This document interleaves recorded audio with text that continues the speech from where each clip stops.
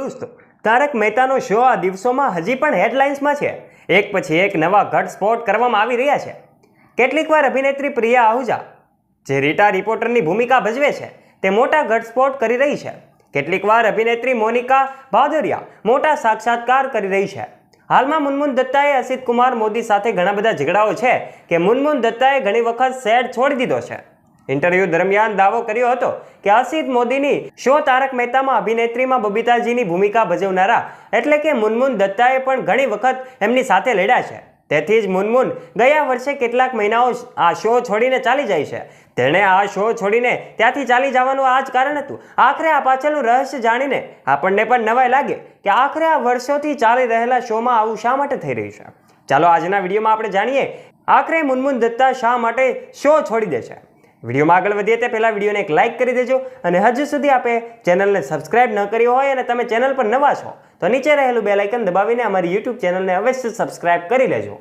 મોનિકાએ કહ્યું કે મુનમુન આ શો છોડ્યો ન હતો, પરંતુ તેણીને કદાચ ત્રાસ આપવામાં આવ્યો હતો, જેના કારણે તે લાંબા સમયથી શોના સેટમાંથી ગુમ હતી. મોનિકાએ કહ્યું કે જ્યારે તેઓ ખૂબ ત્રાસ આપે છે ત્યારે તે લોકો એમ કહેવાય કે કામ વધુ કરવા માટે તેઓને ત્રાસ આપે છે. તેઓ આવવાનું ટાળવાનું શરૂ કરે છે અને પછી આ લોકો તેમને બોલાવે છે અને કહે છે કે મુનમુને ઘણીવાર અસિત મોદી સાથેના ઝઘડા પણ સામે આવ્યા છે અને તેણે ઘણીવાર સેટ છોડી દીધો છે. તેમણે કહ્યું કે તેઓ મહિલાઓની વેલ્યુ કરતા નથી. ભલે કોઈ સ્ત્રી અભિનેતાએ એનું શૂટિંગ પૂરું કર્યું હોય, તેને જવાની મંજૂરી મળતી નથી અને એમ કહેવાય કે ઉત્પાદકો પહેલાં એ મેલ એક્ટરના શૂટિંગને સમાપ્ત કરવાનો પ્રયાસ કરે છે. ફી પણ પુરુષની સમાન ચૂકવણી કરવામાં આવતી નથી, જ્યારે મહિલાઓનો સ્ક્રીન ટાઈમ મેલ એક્ટ્રેસની બરાબર છે.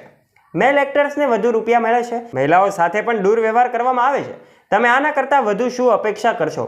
ચાલો તમને જણાવી દઈએ કે અભિનેત્રી મોનિકા ભાદોરિયાએ સ્પષ્ટ રીતે કહ્યું છે કે મુનમુન દત્તા પણ ટૂંક સમયમાં આ શોને વિદાય આપશે, કારણ કે અસિત કુમાર મોદી અને સોહેલ રામાણીના એ શબ્દોને સ્પર્શ એમને વાતો કરતી નથી. તેની સાથે ઘણી વખત ખોટી રીતે આ બંનેએ વર્તન કર્યું છે. આ સાથે થોડા દિવસો પહેલા મુનમુન દત્તાની જેમ જ જેનિફર ઉર્ફે રોશન સિંહ સોઢીની પત્ની તરીકે ભૂમિકા ભજવનાર રોશનની સાથે પણ અસિત મોદીનો વિવાદ સામે આવ્યો હતો.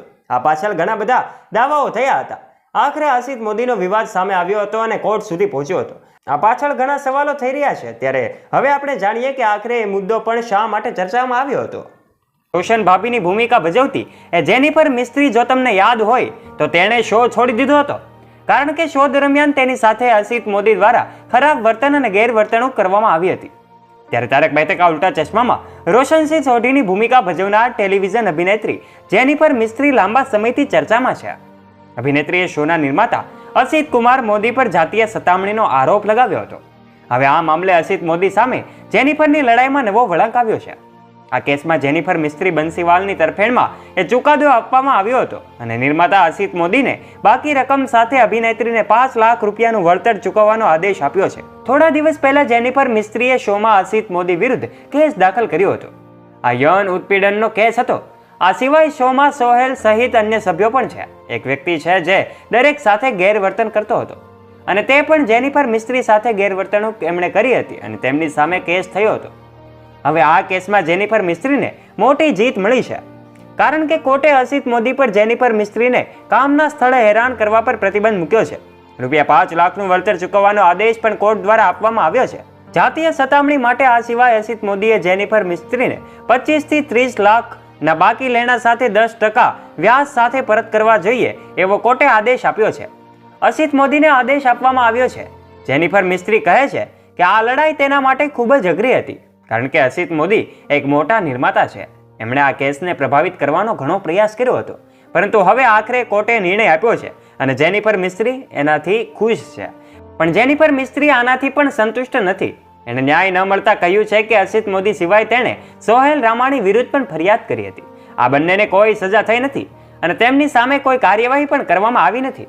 અત્યાર સુધી હું એકલી જ છું જેણે ફરિયાદ કરી છે. મને તે મળી રહ્યું છે જે લાયક હતી, જે મારા હકના પૈસા હતા, પરંતુ કોર્ટે કાર્યસ્થળ પર કલાકાર સાથે જે ખોટું કર્યું છે તેની સામે કાર્યવાહી કરીને એમને સજા કરાવવી જોઈએ. જેનિફર મિસ્ત્રીએ એ બોલિવૂડ થીકાના સાથે વાત કરતા કહ્યું હતું કે ક્ષણે તેની જીતનો આનંદ માણી રહી છે, પરંતુ ટૂંક સમયમાં તે આ કેસને હાઈકોર્ટમાં લઈ જશે અને તે ચોક્કસપણે અસિત મોદીને સજા કરશે.